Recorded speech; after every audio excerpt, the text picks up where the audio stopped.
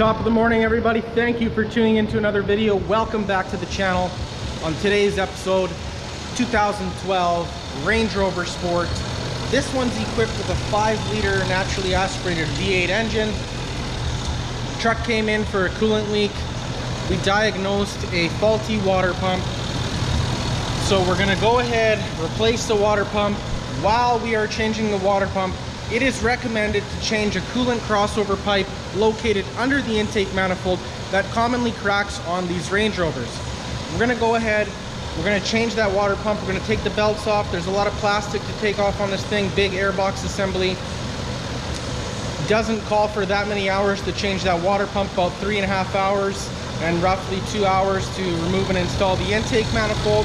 We're gonna go ahead and do that. We're hopefully gonna fix this Range Rover up so it's no longer leaking for the customer. We're gonna show you guys, if you haven't already purchased a coolant pressure testing kit for your shop, you should go ahead and do this. You're gonna run into cooling system issues on all kind of vehicles right across the board. You know, Range Rovers, BMW, stuff like that is just more prone to them. And I would say that that's mostly because of shoddy maintenance on most people's part. So, take a look. This is the kit that we actually use. This is a Mishimoto coolant pressure testing kit. I haven't really run into too many vehicles that I don't have a fitting for. Here's your little pump. Honestly, this kit makes me a lot of money. Helps diagnose these trusty dusty coolant leaks. Without further ado, guys, let's get crack-a-lackin'.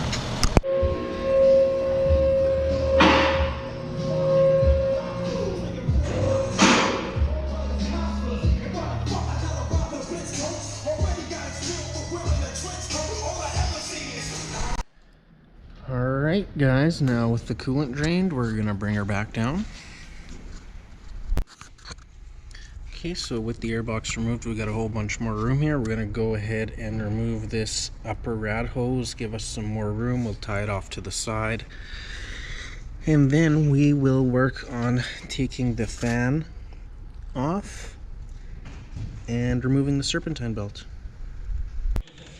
Ladies and gentlemen, we are moving on to pulling that fan off, and then we will remove that serpentine belt, and then we will have access to said water pump.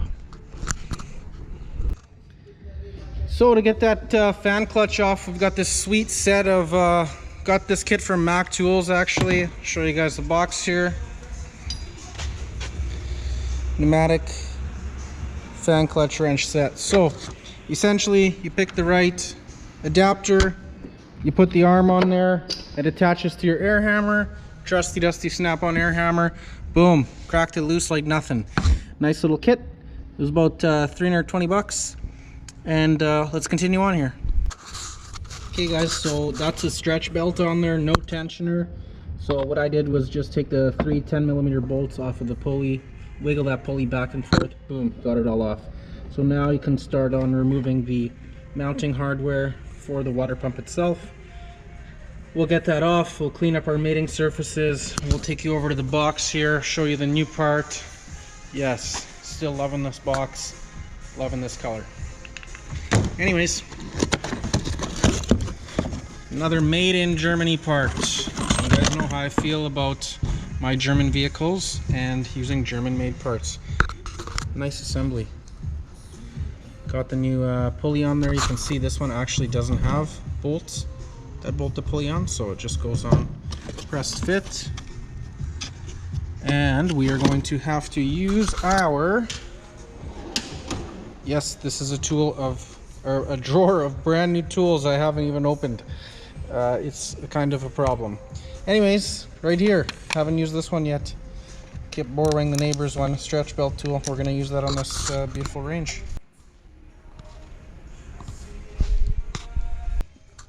Ladies and gentlemen, after moving that idler tensioner assembly, you've got a nice lot of room to work here.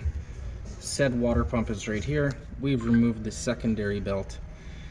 As you can see, there's some torque screws on the other side here. There's some more torque screws. So if you take a look at that bottom one,